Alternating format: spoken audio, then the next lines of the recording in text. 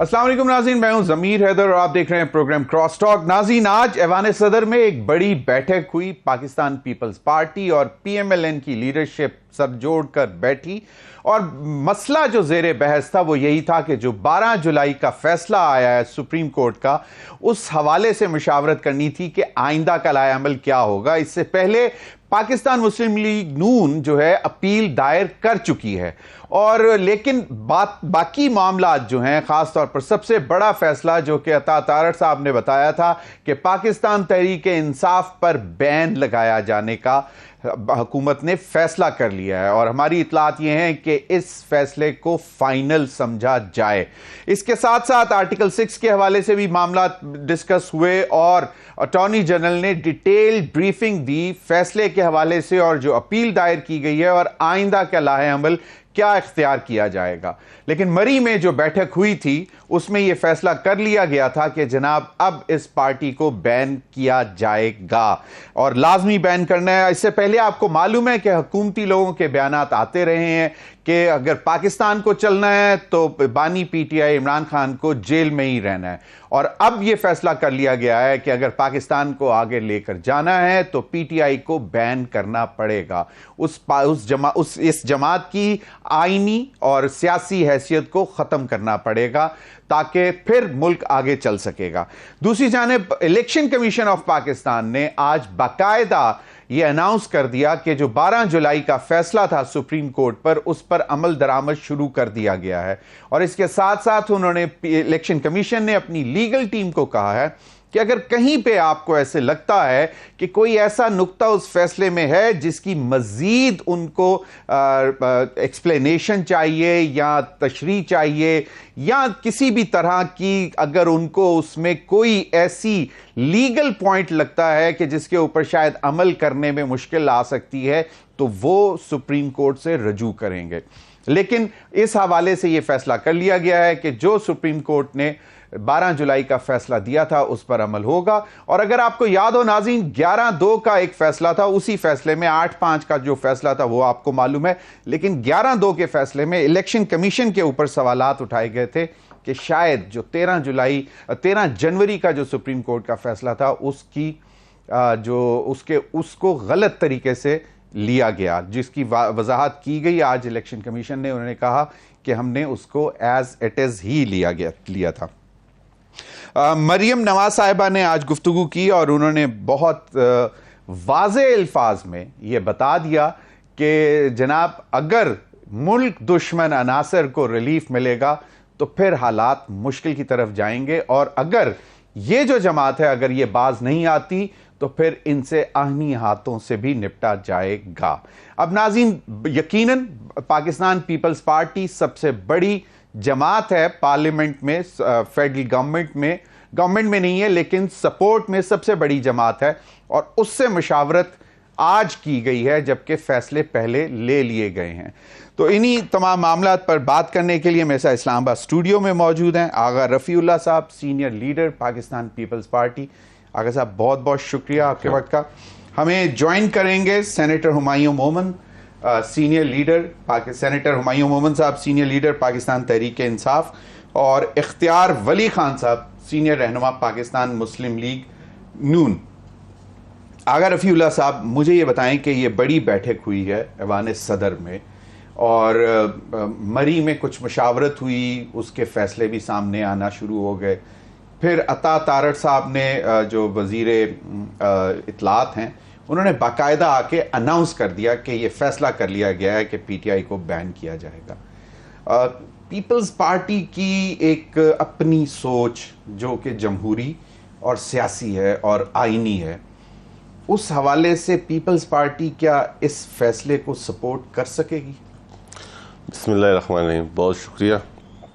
जैसे आपने अपने इंट्रो में कहा कि डिसीजन ये ले चुके हैं और जिस पर पाकिस्तान पीपल्स पार्टी का एक वाज़ेह मौक़िफ़ है कि हमसे मुशावरत नहीं की गई, ये इस टाइम पाकिस्तान मुस्लिम लीग नून का फ़ैसला है। तो रही पाकिस्तान पीपल्स पार्टी की बात, तो हम समझते हैं कि आप दबाने से, मिटाने से सियासी जमातें नहीं ख़त्म होती। आप क्या कर लेंगे? पीटीआई को आप बैंड करेंगे ना, लेकिन पीटीआई की सोच को तो नहीं पाबंदी कर सकते ना। आपको चाहिए कि आप पॉलिटिकल तरीके से एंगेज करें।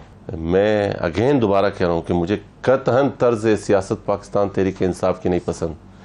इतनी एक्सट्रीम लेवल पे अपने वर्कर्स को, अपने सपोर्टर्स को ले गए कि माजरत के साथ जब हम अपने तहरीक इंसाफ के दोस्तों के साथ बैठ के बातचीत कर रहे होते हैं, ऐसा लग रहा होता है कि हमें तो वो हमारे भाई लग रहे थे, लेकिन उनकी बातों से ये लग रहा होता है कि वो किसी दुश्मन से बात कर रहे होते हैं। जबकि ये माइंड सेट काबिल कबूल इसलिए नहीं है कि हम सब पाकिस्तानी हैं, आप कहते हैं, और ये हकीकत भी है कि ईया कना वो ईया कनस्तईन, फिर उस पे आगे ला इलाहा इल्लल्लाह। तो ये सारी बातें करने के बाद ये काबिल कबूल नहीं है कि आपकी तर्ज सियासत एक्सट्रीम पोजीशन पे आप लेके जाएं और आप एक अपने इस सोसाइटी में, इस माहौल में, इस नेच पे चीजों को लेके जाएं।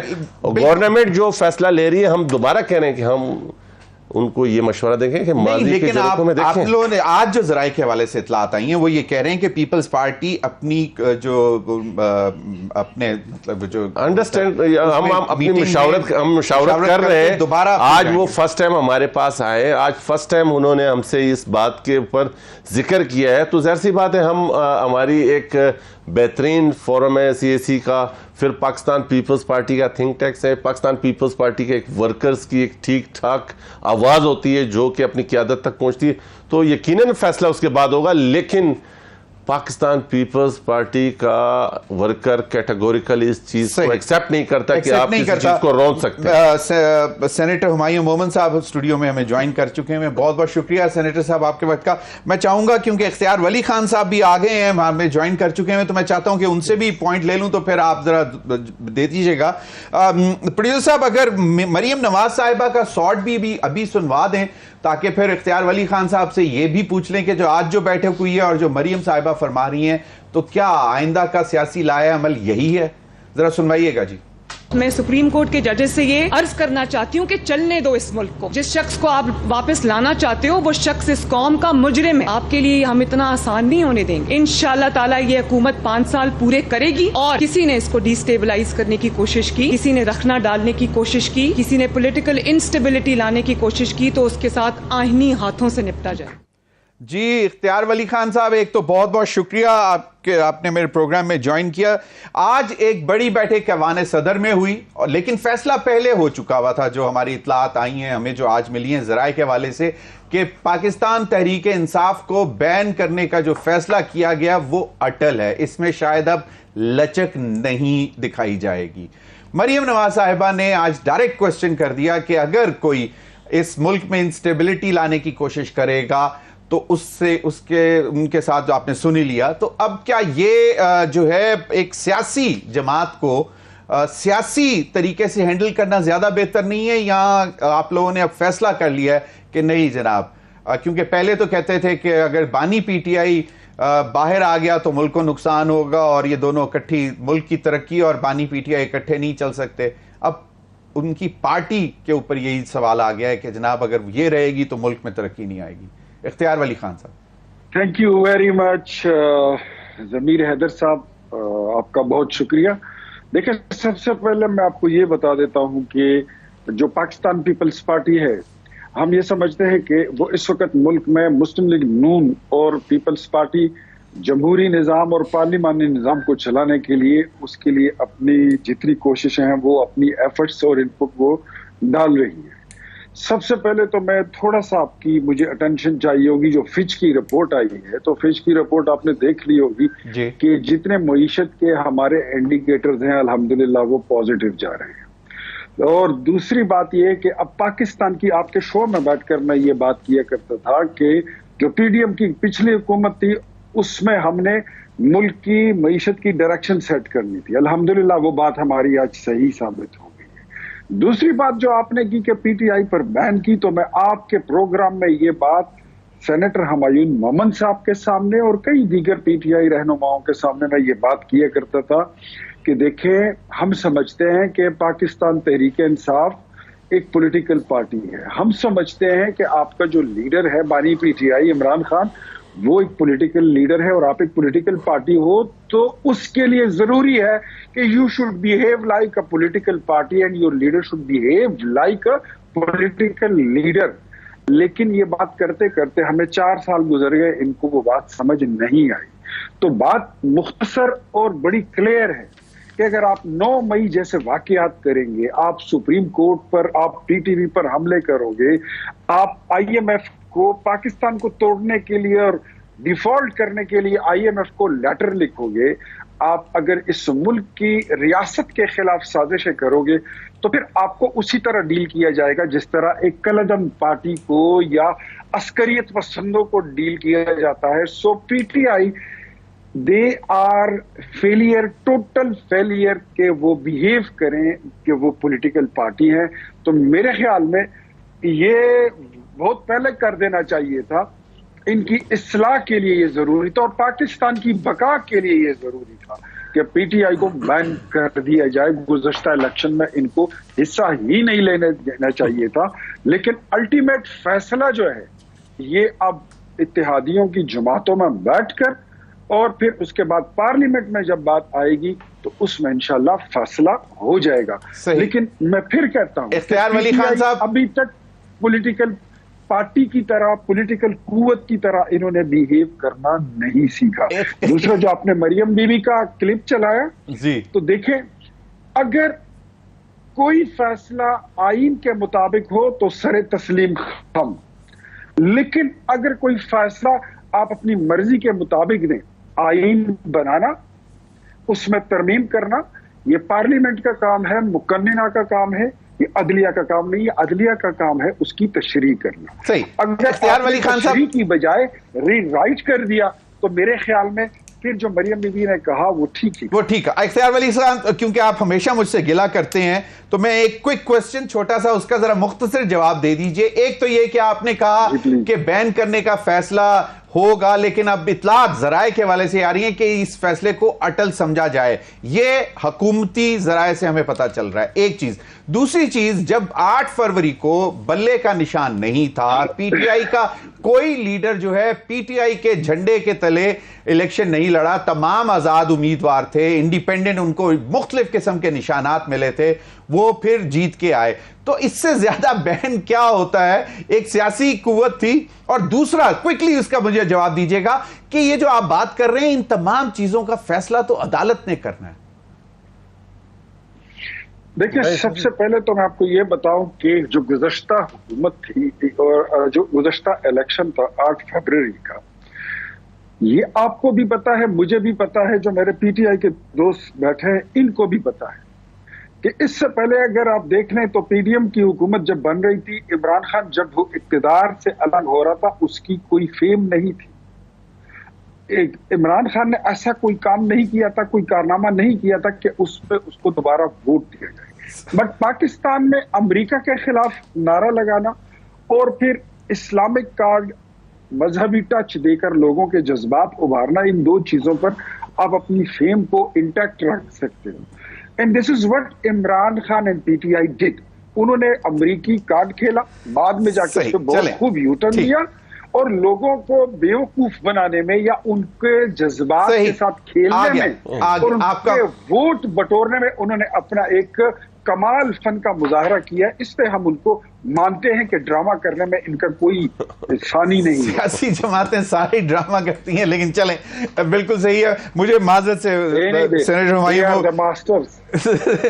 हुमायूं साहब, मुझे ब्रेक का जा रहा है। ब्रेक के बाद मैं आपकी तरफ आता हूं। इतनी देर में आप अपनी सारी थॉट्स गैदर कर लीजिएगा और इसका जवाब दीजिएगा। And I know you are very spontaneous, लेकिन फिर भी ब्रेक के लिए मुझे कहा जा रहा है। ब्रेक के बाद हाजिर होते हैं नाज़रीन। वक्त है ब्रेक का।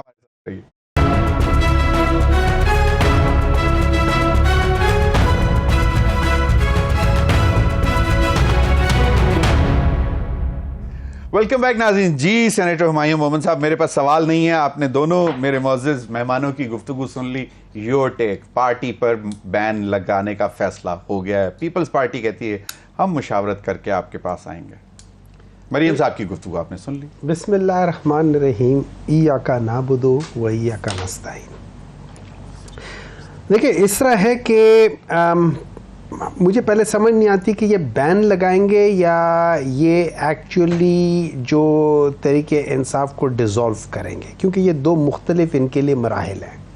अगर तो इन्होंने डिज़ोल्व करना है पाकिस्तान तहरीक इंसाफ को जिस तरीके से इन लोगों ने NAP नेशनल अवामी पार्टी को किया था, तो उसके लिए फिर गवर्नमेंट जो होती है वो आर्टिकल 17 के तहत एक डिसीजन लेती है और सुप्रीम कोर्ट में जाता है, और जिन बेसिस पे कहती है, और ये याद रखें उस वक्त जो डिसीजन हो रहा था वो इस वजह से हो रहा था कि वहाँ पे जो उस वक्त का NWFP था और बलूचिस्तान का, उसको ये इंडिपेंडेंट करने की बात कर रहे थे, तो उन बेसिस पे हुआ था। ठीक है, अच्छा, तो फिर ये डिसॉल्व करेंगे, या फिर ये अगर वो कहते हैं कि इलेक्शन एक्ट जो 2017 का आर्टिकल 212 है उसके तहत ये कोई एक चीज़ कर सकते हैं, फॉरेन फंडिंग कर सकते हैं। फॉरेन फंडिंग में दे हैव टू प्रूव के जो फंडिंग है, जो उसमें लिखा हुआ है फंडिंग, वो किसी गवर्नमेंट की फंडिंग है। इलेक्शन कमीशन के फैसले में कहीं पे हिंट आई, ठीक है, सुन लेना, फॉरेन फंडिंग देखिए दो किस्म की फॉरेन फंडिंग है। एक फॉरेन फंडेड पार्टी वो होती है जो किसी और गवर्नमेंट की रिप्रेजेंटेशन कर रही होती है, या किसी दूसरे मुल्क के बड़े इदारों की रिप्रेजेंटेशन, या उनसे पूरी फंड ले रही होती है, हर लिहाज से वो होती है। एक होता है कि जिसमें मेजर फंडिंग, फर्ज करें मुझे 5 अरब रुपए आए हैं एज ए पॉलिटिकल पार्टी, उनमें से 4 अरब रुपए मुझे एक इंस्टीट्यूशन दे रहा है, तो वो फिर अलग बात है। लेकिन अगर फर्ज करें मुझे कोई 80,000 डोनेशंस आ रही हैं, 80,000 डोनेशन में से लेट्स से 2,000 डोनेशंस ऐसी हैं कि जिसके ऊपर क्वेश्चन हो सकता है कि यार हुमायूं की बेगम जो है वो अमेरिकन निजात की है और वो जिस कंपनी के है, या मैंने अमेरिका में एक कंपनी खोली हो या अपनी कंपनी कहते हैं, तो वो अगर वो कर लेंगे तो परसेंटेज के लिहाज से उसको आप ममनुआ फंडिंग में लेकर आएंगे, फॉरेन फंडिंग में नहीं लेकर आएंगे। तो आपने नोमेनक्लेचर अपना ठीक करना है। ठीक है, अब अगर ये बैन करना चाहते हैं एज अ बैन कि आप किसी टेररिस्ट ऑर्गेनाइजेशन को बैन करने, उसके लिए इनको कुछ नहीं करना है। गवर्नमेंट ने कि भाई ये पाकिस्तान तहरीक इंसाफ आज से बैन है, लेकिन उसमें मेरा ख्याल कि उसमें जो गवर्नमेंट का डिसीजन होगा, लेकिन अल्टीमेटली वो जाएगा तो अदालत में चैलेंज करेंगे। डिसोल्यूशन के लिए वो होता है, डिसोल्यूशन के लिए आप अदालत जाते होते हैं, मेरे ख्याल में बैन के लिए ये गवर्नमेंट तो बैन इटसेल्फ कर सकती है ना, गवर्नमेंट बैन कर सकती है, but that would be ultimately challenge in the court. Yes that will be challenge, लेकिन एंड में जाके अब वहां जाके इन्होंने जो प्रूफ करना है ना, वो द बर्डन ऑफ प्रूफ इनके पास होगा कि इन्होंने ये किया, इन्होंने वो किया, इन्होंने फलाना किया है। वो केसेस तो डिफेंड कर नहीं सकते, आर्टिकल 6 की चीजें साथ छोड़ देना, करेंगे, कर देना, लेट देम ये शौक भी पूरा कर लेने दे। देखिए इन्होंने क्या किया है जिस चीज पे, अच्छा मैं थोड़ा सा एक बात कर देता हूं। अभी ये बहुत सारे लोग जो है ना वो कहते हैं कि जी रीराइट हो रहा है। इमरान खान हमेशा कहता है कि एक तो ये नालायक बहुत है, ऊपर से ये मेहनत नहीं करते हैं, नहीं पढ़ते नहीं है, मेहनत पर चलो पढ़ते नहीं है। ठीक है, अब मैं इनको बताता हूं, I am not a lawyer, लेकिन किसी लॉयर से पूछ लेना, जब एक डिसीजन सेट असाइड होता है, एक डिसीजन सेट असाइड होता है, आप उस डिसीजन से पहले के माहौल में चले जाते हैं। तो समझ आ गई? जो सिचुएशन 13 से पहले की सिचुएशन थी, पहले की सिचुएशन ये थी कि बल्ला इंटैक्ट था आपके पास। नहीं बल्ला देखे ना, नहीं देखिए इंट्रा पार्टी इलेक्शंस जो है, नहीं अब सुने, उसमें यह था कि Pakistan Tehreek Insaf was suppose to be a political party contesting without, बगैर किसी एक सिंबल के। एक्चुअली इनको फिर भी एक सिंबल मिलना चाहिए था, बल्ला नहीं मिलना चाहिए था, लेकिन चलो उसको भी छोड़ दो।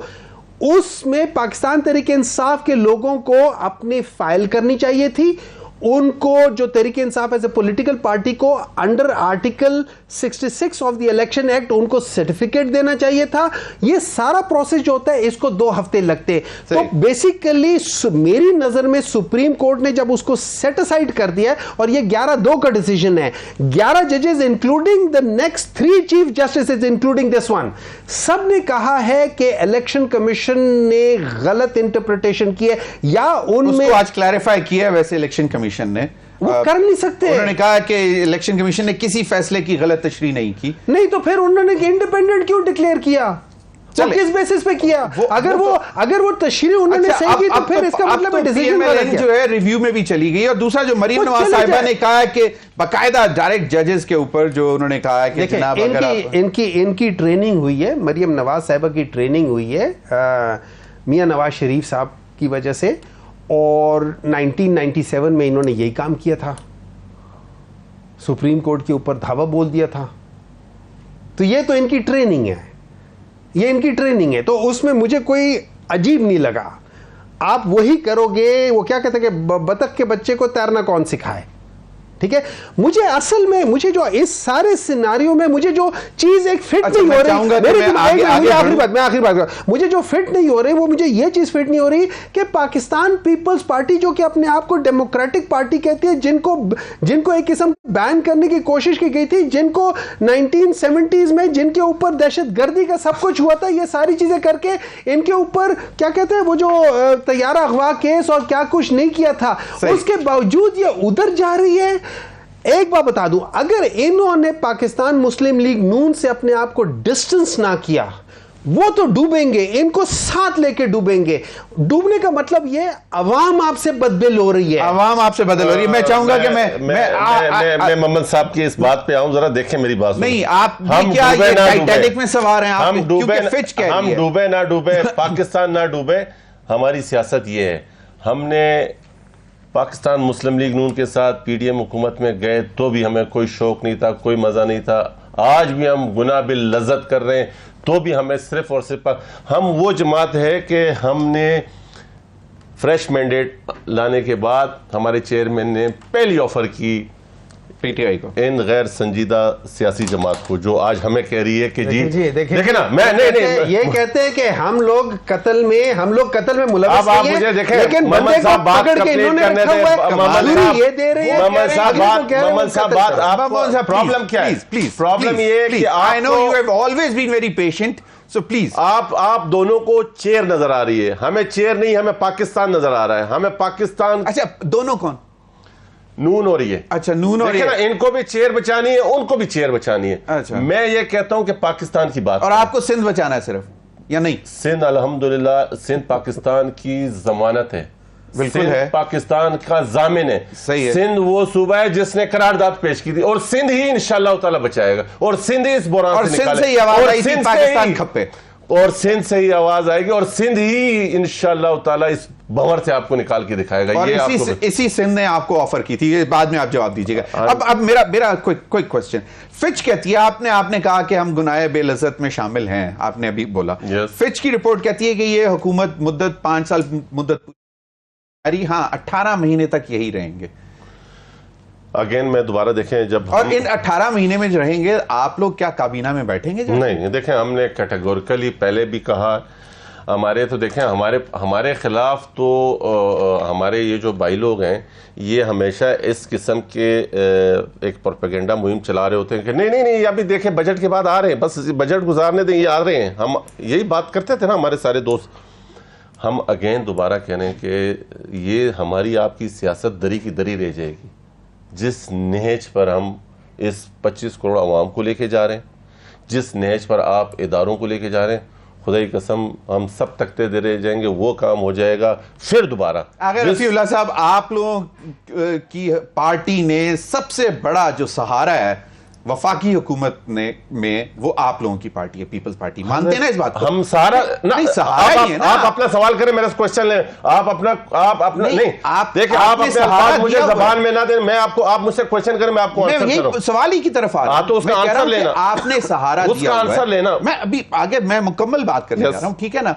अभी इख्तियार वली साहब ने कहा कि फिच की रिपोर्ट देखें, तमाम इंडिकेटर्स पॉजिटिव चल रहे हैं। हमने जो 16 महीने की हुकूमत, जिसमें आप बाकायदा हुकूमत का हिस्सा थे, उसमें आप लोगों ने जो फैसले किए थे, अब उसी के नतीजे में हुकूमत सही, मुल्क जो है, मईशत जो है उसकी, वो सही तरफ चल पड़ी है। अब आप मुझे एक बात बताएं कि आज आप मानते हैं कि अवाम जो है मुतमईन है महंगाई के हवाले से? नॉट एट ऑल, बिल्कुल भी नहीं। मैं अब आपने क्वेश्चन किया, मैं जवाब क्या रहा हूं।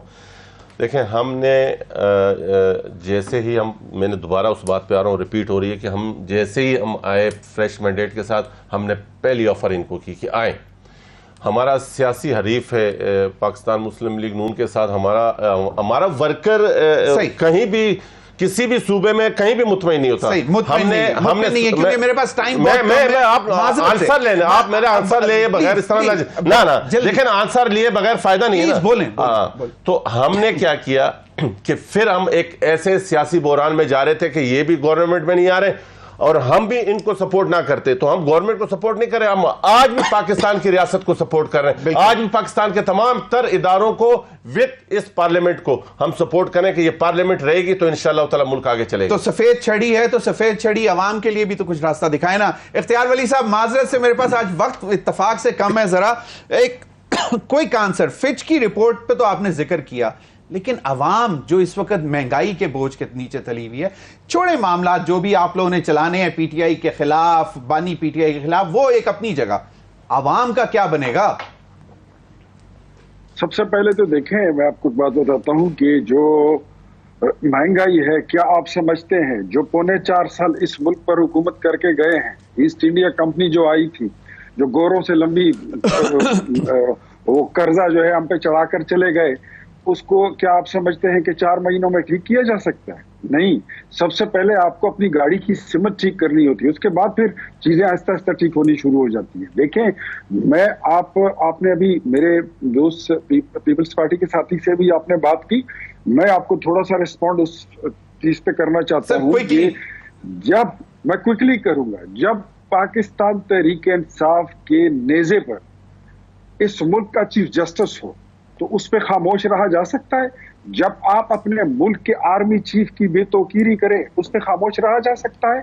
आप डीजीआई की बेतौकीरी करें, उसके खिलाफ सोशल मीडिया मुहिम चलाएं, उस पर खामोश रहा जा सकता है? आप शरारती खतले को IMF पे साहब आप ये पहले कह चुके हैं, तो आप जस्टिफाई कर रहे हैं। आप नहीं, आप जी क्विकली सर प्लीज। अब अगर सारी शरारतें करते हैं और ये कहते हैं ना कि मुल्क तोड़ने की बात, इनका लीडर जैसे इक़्तिदार से अलग हुआ उसने नारा लगाया था कि पाकिस्तान ने अब 3 टोटे और 3 टुकड़े होना है, तो इनको ये भी बता दें कि सिर्फ इय्याका नअबुदु व इय्याका नस्तईन नहीं होता, उसके बाद फिर इहदिनस सिरातुल मुस्तकीम भी वो भी सीखे, वलद वालीन भी आपकी बात आ गई जी, आ गई आपकी बात पूछे कि बिल्कुल ठीक है। कलमा भी पढ़े, बिल्कुल सही, चट्टा कलमा भी पढ़े, सिराते मुस्तकीम पे कब आ रहे हैं? सर मैं वही पूछने लगा हूं सर, वो सिराते मुस्तकीम पे कब आ रहे हैं? देखिए, इस तरह है, सिराते मुस्तकीम के बारे में हजरत उमर रज़ियल्लाहु ताला अन्हु का जहां तक मेरा ख्याल है कॉल था कि अगर आप एक रास्ते पे चल रहे हैं और आपको कोई नहीं, आप मुश्किल नहीं सर एक मुश्किल और आपको कोई मुश्किल नहीं पेश आ रही, तो एक दफा रुक के देख ले कि आप सही रास्ते पर हैं भी कि नहीं है, क्योंकि सीधा रास्ता कभी आसान नहीं होता, सीधे रास्ते में हमेशा तकलीफें होती हैं। लेकिन देखें, इन्होंने अभी इख्तियार वली साहब ने जो बातें की है ना, उस पर मुझे सिर्फ एक सेंटेंस में कह सकता हूं कि लुक हुज टॉकिंग। ठीक है, जब वो चीफ जस्टिस की बात करते हैं तो मुझे तो फिर वो याद आ जाता है, पूरे कोर्ट की बात आ जाती है कि ऐसी सियासत जो आज हो रही है वो मुस्लिम लीग नून ने शुरू की थी और पीटीआई ने उसको नहज पर पहुंचा दिया। आप तीनों हज़रात का बहुत बहुत शुक्रिया। नाज़रीन, वक्त हुआ एक ब्रेक का, ब्रेक के बाद हम आएंगे तो हमारे साथ होंगे अहमद बिलाल महबूब साहब, ओनर पिलडैट के सरबराह हैं, और उनसे जो आज इलेक्शन कमीशन का फैसला आया है इस हवाले से बात करेंगे। स्टे विद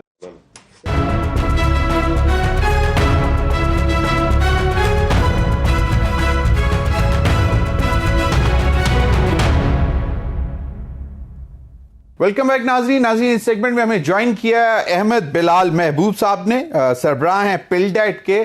नाज़रीन, इनसे हम जरा जानने की कोशिश करेंगे। आज इलेक्शन कमीशन ऑफ पाकिस्तान ने बड़ा फैसला कर दिया और उन्होंने कहा कि जो 12 जुलाई का फैसला था सुप्रीम कोर्ट का, उसके ऊपर अमल दरामद शुरू कर दिया गया है।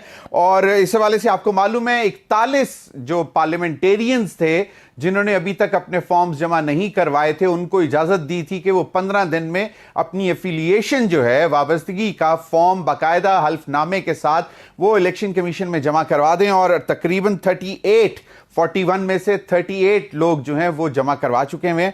अहमद बिलाल साहब, ये मुझे बताएं कि आप जो आज इलेक्शन कमीशन का जो ये फैसला है कि सुप्रीम कोर्ट के फैसले पर अमल दरामद शुरू कर दिया जाए और मनोअन उस पर अमल किया जाए, लेकिन अगर कि सुप्रीम कोर्ट के फैसले में किसी जगह पे भी उनको अमल दरामद में रुकावट नजर आती है तो उन्होंने अपनी लीगल टीम को कहा कि उसकी फर्दर क्लैरिफिकेशन के लिए, मजीद रहनुमाई के लिए आप सुप्रीम कोर्ट से रजू करें।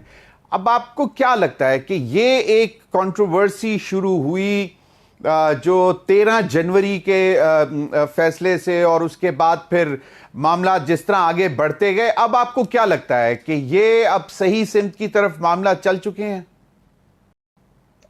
बहुत शुक्रिया। देखिए, पहले कदम के तौर पे तो ये बिल्कुल ठीक बात है कि इलेक्शन कमीशन ने सुप्रीम कोर्ट के फैसले पर अमल दरामद का आगाज कर दिया है और इस बात का इरादा जाहिर किया है कि वो इस फैसले पे अमल दरामद करेंगे। और हकीकत यह है कि किसी जमहूरी और महज़ब माशरे में इसके अलावा कोई दूसरा रास्ता भी नहीं होता। जब आप मुल्क की सबसे बड़ी अदालत तक फैसला कर देती है तो वो फैसला सब पे बाइंडिंग होता है, उसे पसंद हो नापसंद हो। तो ये तो अच्छी बात है कि हम किसी आइन के खिलाफ वर्जी नहीं करने जा रहे और उसके मुताबिक अमल करते हुए उनके फैसले पे अमल दरामद करेंगे। लेकिन सुप्रीम कोर्ट ने खुद भी शायद इस बात का उन्हें अदराक था कि उनके फैसले की वजह से बहुत से सवालात पैदा होंगे और बहुत से रिजर्वेशंस होंगे जिसकी एक्सप्लेनेशन देनी पड़ेगी। तो इसलिए उन्होंने अपने फैसले में ही लिख दिया था, फैसला क्या शॉर्ट ऑर्डर था जिसमें लिख दिया था कि आपको इस किस्म की कोई अगर सवालात हों तो आप सुप्रीम कोर्ट से रजू कर सकते हैं, यानी वो चेंबर के अंदर भी जाके उनसे वो एक्सप्लेनेशंस ले सकते हैं, वजाहतें मांग सकते हैं। तो अब इलेक्शन कमीशन ने भी अपनी लीगल टीम को यही कहा है, तो यही करना चाहिए। तो वो जाके उनसे चीज़ें क्लियर कर लें ताकि अमल दरामद का रास्ता जो है उस पर डिले ना हो। 15 दिन का टाइम है और 27 तारीख को वो दिन ख़त्म हो जाएंगे जब इलेक्शन कमीशन को ये चीज़ें पॉलिटिकल पार्टीज़ को भेजनी होंगी, तो उससे पहले ही क्लैरिफिकेशंस करनी पड़ेंगी। लेकिन मैं नहीं समझता कि ये एंड ऑफ द रोड है, इस पे अभी कुछ और भी मुश्किल मकामात आएंगे।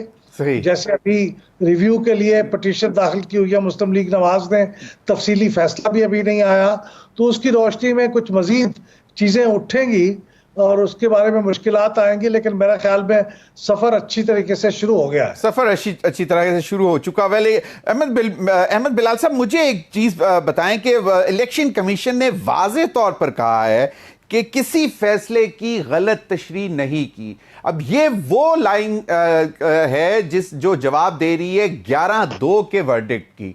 एक तो 8-5 का वर्डिक्ट था और अब ये है 11-2 का जो वर्डिक्ट, जिसको वो कह रहे हैं कि जी हमने कोई गलत तशरीह नहीं की और हमने मनोअन जो सुप्रीम कोर्ट ने पहले कहा था उसी तरह किया। लेकिन इलेक्शन कमीशन के हवाले से 11-2 का जो जजेस का फैसला था उसको उस हवाले से उन्होंने कहा हमने गलत तशरीह नहीं की। एक तो इसका भी जरा मुझे बता दें कि क्या पहले गलत हुआ और अब आपको क्या लगता है कि अपील सुन्नी इत्तेहाद काउंसिल की थी, वो यकीनन जो अपील चली गई है उसमें ये सवालात उठाए गए हैं, लेकिन क्या अब आपको पीटीआई को ये रिजर्व सीट्स मिलती नजर आ रही हैं? जी बिल्कुल, जब सुप्रीम कोर्ट का फैसला हो चुका है तो उस फैसले के मुताबिक तो जिन लोगों ने पहले ही डिक्लेरेशन दिया हुआ था वो तो मिल गई उनको, और जो बाकी हैं वो डिक्लेरेशन के बाद, अगर डिक्लेरेशन आ जाएगा तो सारे स्टेप्स मुकम्मल होने के बाद वो भी उन्हें मिल जाएंगी। तो मुझे तो यकीन है कि ये मिल जाएंगी। लेकिन उसके दरमियान में मैंने जो बताया 2 चैलेंजेस हैं। एक तो डिटेल जजमेंट आने वाला है, सही, ऊपर कुछ सवालात उठाए जा सकते हैं, और एक रिव्यू पिटीशन फाइल हो गई है। तो रिव्यू पिटीशन में भी जो नकात उठाए गए हैं उनका भी सुप्रीम कोर्ट की तरफ से जवाब आना बाकी है। लेकिन इस वक्त तक का जो फैसला है उसके मुताबिक तो मुझे ये शक नहीं करना चाहिए कि ये नशिस्तें पीटीआई को मिल जाएंगी। लेकिन ये जो आप जिक्र कर रहे थे कि इलेक्शन कमीशन ने कहा है कि ये हमने तो गलत तशरीह कोई नहीं की, तो क्या ये उनके किसी तहरीरी बयान में है या ये कहीं उनसे मंसूब किया गया है सोर्सेज ने कि उन्होंने कोई कहा है, कोई यानी अथेंटिकेटेड बात है कि उन्होंने बात कही है? ये जी उनकी प्रेस रिलीज जो आई है जिसमें जो उन्होंने फैसला किया है कि अमल दरामद किया जाएगा, उसमें उन्होंने ये ली है। इसके बारे में आप चाहे तो मैं कुछ अर्ज कर दूं। जी, मेरी मेरी अपनी जाती राय भी ये है कि इलेक्शन कमीशन के पास एक तो तशरीह का रूम नहीं होता, उनके पास बिल्कुल होती। अमल दरामद क्या फैसले से हो सकता है? करनी है, इंटरप्रिटेशन तो सुप्रीम कोर्ट ही कर सकती है। सही। तो इलेक्शन कमीशन से यह तवक्को नहीं की जानी चाहिए कि वो तशरीह करेगी। उन्होंने तो जैसे अल्फाज हैं उन अल्फाज के मुताबिक अपनी दानिश में जो उनकी अकल में आया उसके मुताबिक उन्होंने उसके ऊपर अमल कर दिया। लेकिन वो अमल दरामद अगर वो इतना ही गलत था जितना कि अब बयान किया जाता है, तो मैं हैरान हूँ कि सुप्रीम कोर्ट ने उस वक्त सो मोटो लेके गिरफ्त क्यों नहीं की और क्यों नहीं उस कोर्स को करेक्ट किया। सही। मसलन ये कि जब फैसला आ गया था सही। और वो कह रहे थे कि इलेक्शन कमीशन कह रहा था ये आज़ाद उम्मीदवार है, और ये सारा कुछ मीडिया में आ रहा था, चूंकि उन्होंने इलेक्शन सिंबल का यकसा नहीं है तो वो आज़ाद उम्मीदवार है। अगर ये गलत इंटरप्रिटेशन था तो 6 महीने के बाद सुप्रीम कोर्ट ये कह रहा है, जबकि सुप्रीम कोर्ट के पास ये इख्तियार है कि वो सू मोटो लेके चीज़ों को उसी वक्त करेक्ट कर देता। तो मेरी हैरानी ये है कि किस तरह से इलेक्शन कमीशन के ऊपर ये इल्ज़ाम दिया जा सकता है। इलेक्शन कमीशन, जिस तरह आप देखिए कि पेशावर हाई कोर्ट ने अपनी समझ के मुताबिक उन्होंने वहां पे भी फैसला दे दिया था, बिल्कुल सही। Supreme court. तो इसलिए मेरे ख्याल में ये इल्ज़ाम तो तमाम एहतराम के बावजूद सुप्रीम कोर्ट के गालिबन इलेक्शन कमीशन पे ये इल्ज़ाम दुरुस्त नहीं है। सही। अहमद बिलाल साहब, आपका माशाल्लाह 2 दहाइयों से ज्यादा अरसे का जो है वो तजर्बा है और इलेक्शन कमीशन पर आपने नजर रखी है। हर इलेक्शन हो या जो भी कंडक्ट हो, इलेक्शन कमीशन को आपने बड़े गौर से देखा भी हुआ है, उसके सारे कवानीन को भी बहुत अच्छी तरह समझते हैं। अब इस फैसले में अभी एक अपील तो चली गई PMLN की, उस पर जरा आगे चलकर बात करते हैं। अब इस फैसले में आपको क्या लगता है कि कोई एक ऐसा पॉइंट कौन सा हो सकता है जो इलेक्शन कमीशन बेसिकली रहनुमाई के लिए या फिर उनको ये कहने के लिए जी कि ये हम शायद नहीं कर सकते, वो कोई एक पॉइंट आपको कोई लगता है, कोई कुछ ऐसा हो सकता है? देखिए, फौरी तौर पे मेरे जहन में ये आता है कि जब ये एफिडेविट जो 41 मेंबर्स देंगे और गालिबन वो सारे ही PTI के होंगे, आपने बताया 37 ने 38 करा दिया एज वी स्पीक जी। तो 15 दिन जो दिए गए हैं इलेक्शन कमीशन को, उसके बाद वो ये PTI को भेजेंगे सर्टिफिकेशन के लिए कि आप ये सर्टिफाई करें कि ये लोग PTI के ही कैंडिडेट थे। तो PTI के बिहाफ पे कौन उसको सर्टिफाई करेगा, क्योंकि इलेक्शन कमीशन ने तो अभी तक उनके इलेक्शन को सर्टिफाई नहीं किया और उसको नोटिफाई नहीं किया, तो उसके ओहदेदार भी अभी तय नहीं है कि कौन ओहदेदार है। तो फिर ये सवाल पैदा होगा, क्योंकि ये वो नुक्ता लेके शायद सुप्रीम कोर्ट के पास जाएं कि हमारी रहनुमाई करें कि फिर इस बारे में कौन ऑथराइज करेगा इस चीज़ को। तो ये एक नुक्ता मेरे जहन में आता है जो शायद एक वो उठाएं, लेकिन मेरे ख्याल में उनके जहन में बहुत से नकात होंगे, लेकिन एक नुक्ता मेरी नज़र में तो फौरी तौर पर आता है।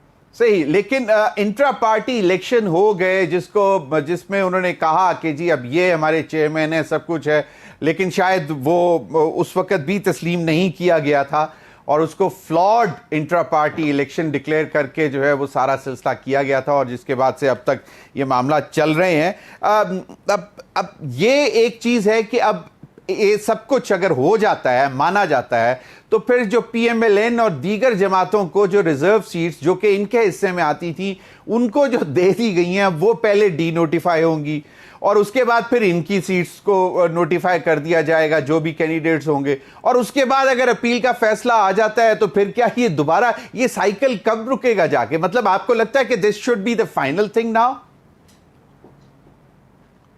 देखिए, बहुत मुश्किल होता है कि एक डायनामिक सिचुएशन को कहा जाए कि अभी यहाँ पे ख़त्म हो जाएगी।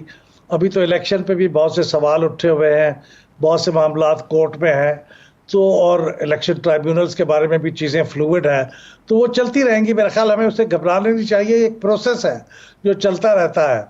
लेकिन ये जो आपने कहा ना, रिजर्व सीट्स जो PMLN को मिल गई थी, PPP को मिल गई थी, वो तो सस्पेंड हो गई। उसके लिए नोटिफिकेशन इलेक्शन कमीशन ने भी जारी कर दिया था, क्योंकि उसके ऊपर सुप्रीम कोर्ट के 3 रुकनी बेंच का फैसला आया था जो उन्होंने सस्पेंड कर दिया था। तो उसकी रोशनी में फिर इनके तो नोटिफिकेशन सस्पेंड हो चुके हैं। सही। अब अभी आखिरी फैसला होगा, यानी वापस आएगी पार्टियों की तरफ से ये सर्टिफाई होके, तो फिर इलेक्शन कमीशन 15 दिन के अंदर उन्हें फाइनली नोटिफाई करेगा।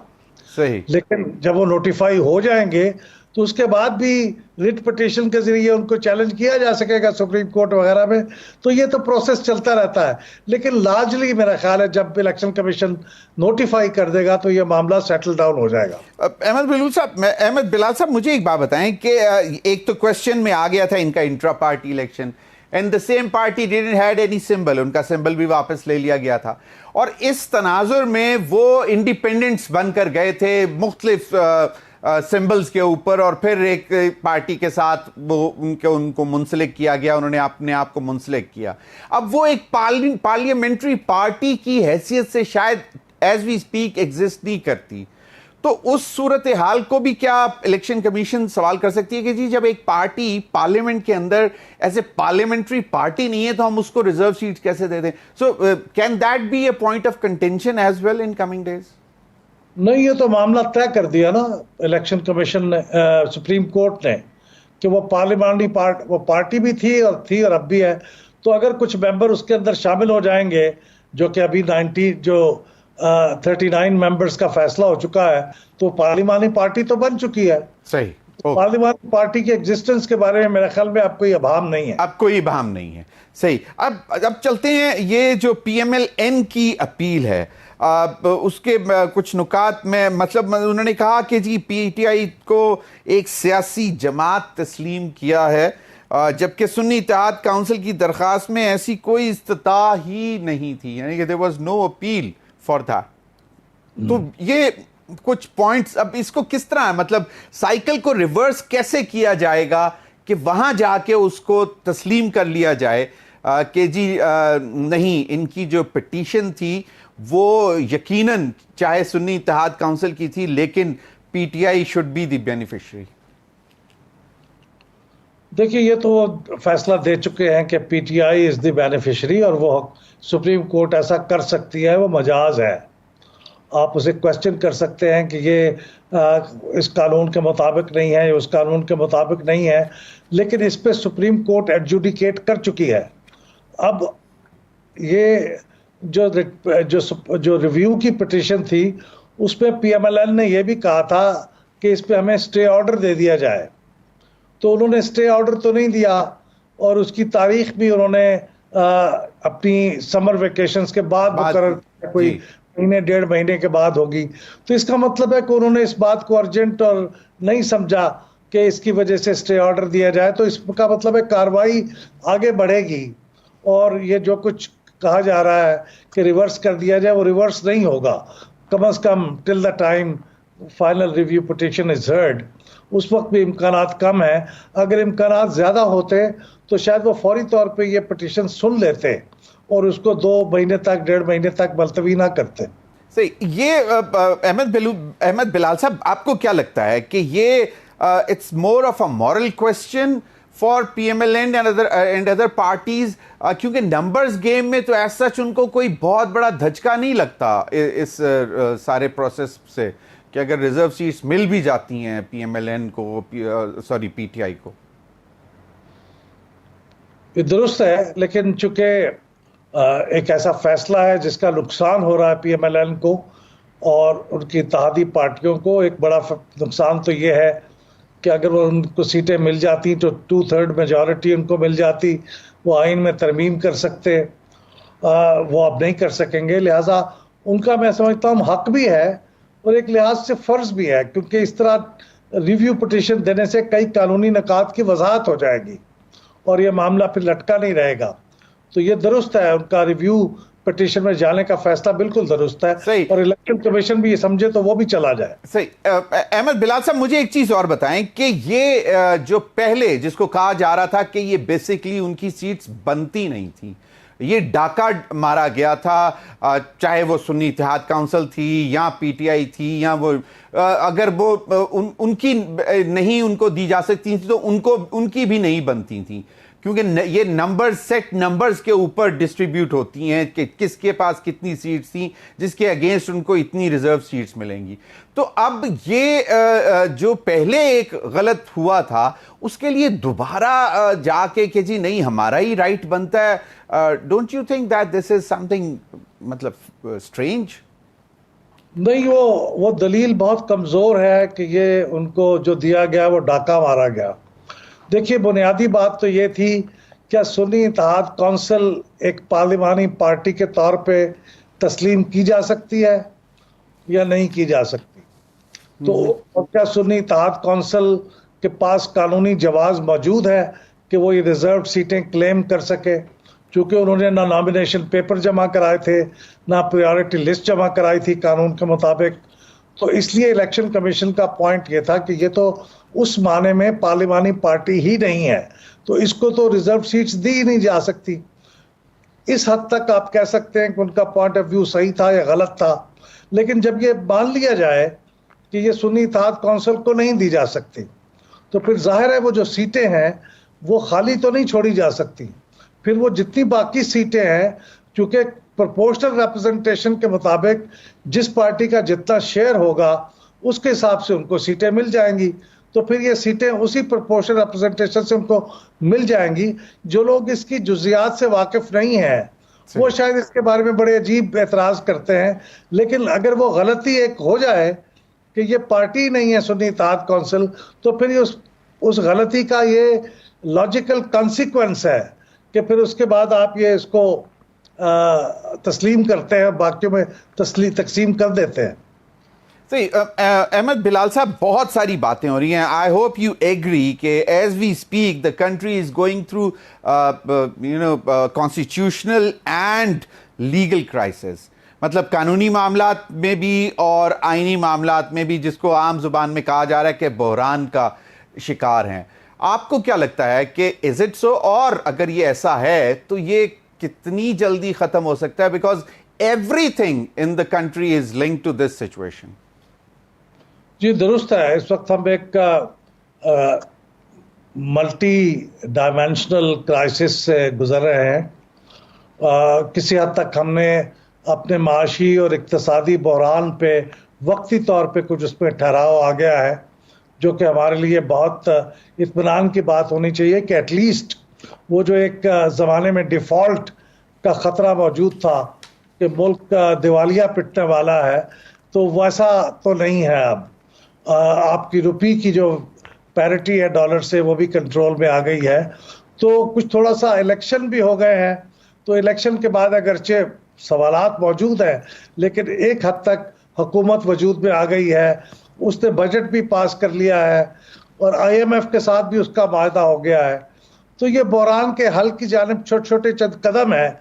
कुछ लोगों के ख्याल में ये बड़े कदम भी हैं, लेकिन ये जो बाकी चीज़ें हैं, ये कई मुल्कों को कई अदवार में इनका सामना होता है और उनका मेच्योरली उनको फेस करके वो हल निकाल लेते हैं।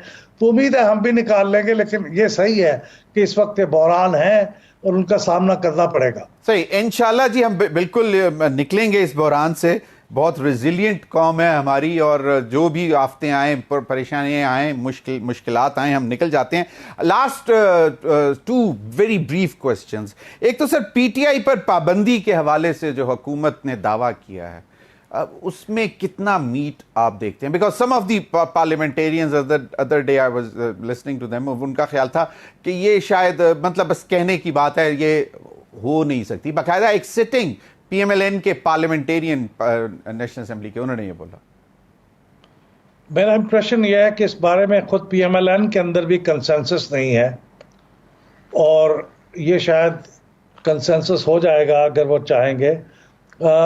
लेकिन अगर वो फैसला कर लें कि उन्होंने ये करना है, तो ये एक मुश्किल काम होगा कि सुप्रीम कोर्ट के सामने उसको साबित करें कि PTI एक मुल्क की सलामती और सालमियत और इंटेग्रिटी के ख़िलाफ़ काम करने वाली पार्टी है, और ये कि वो एक फॉरेन एडेड पॉलिटिकल पार्टी है। ये साबित करना पड़ेगा। अगरचे कुछ मवाद इसका जो फॉरेन एडेड वाला पार्ट है उसका इलेक्शन कमीशन की रिपोर्ट में मौजूद है, उसके ऊपर क्वेश्चन हो सकते हैं, लेकिन एक बुनियादी चंद हक़ाइक़ उन्होंने इकट्ठे करके रख दिए हैं। तो मुझे लगता है कि बहुत मुश्किल होगा, लेकिन ये अब PMLN पे है कि वो इन चीज़ों के बारे किस हद तक अच्छा मवाद इकट्ठा कर पाती है। सही। अहमद बिलाल साहब, लास्ट क्वेश्चन। अब इससे ग्रेजुएट करती है गवर्नमेंट, आगे जाती है और वो कहती है जी आर्टिकल 6 चलाया जाएगा क्योंकि इन्होंने गद्दारी की है मुल्क के साथ। सो मतलब दैट वाज वन थिंग कि पार्टी बैन हो जाए, पार्टी खत्म। ये इसको कैसे देखते हैं? देखिए, ये तो मुझे और भी ज़्यादा कमज़ोर उनका फ़ैसला लगता है कि उन्होंने फ़ैसला किया है, क्योंकि देखिए जो कानून की आइन की खिलाफ वर्जी होती है वायलेशन, उस पे आर्टिकल 6 नहीं लगता। सही। वो खासतौर पे अगर आप गवर्नमेंट पब्लिक फंक्शनरी हों और आइन की दफा के ऊपर अमल करते हुए आपसे कोई एरर ऑफ जजमेंट हो जाए तो वो भी गद्दारी नहीं होती। तो वो डिप्टी स्पीकर नेशनल असेंबली हों या सदर ममलकत हों, उन्होंने भी कई बातें ऐसी की जो आइन के मुताबिक नहीं थी, लेकिन वो एक बहैसियत एक फंक्शनरी के उन्होंने एक जजमेंट की और इमरान खान साहब बदसीत वजीर आजम के भी की, तो उनके ऊपर आइन की वायलेशन का इल्ज़ाम तो हो सकता है। सही। और उसका फिर दूसरे रास्ते हो सकते हैं, लेकिन मेरे ख्याल में गद्दारी का मुकदमा उनके ऊपर नहीं बन सकता और साबित भी नहीं हो सकता। सही। बहुत बहुत शुक्रिया अहमद बिलाल महबूब साहब आपके वक्त का। नाज़रीन अब तक के लिए इतना ही, इजाजत दीजिए, अल्लाह हाफ़िज़।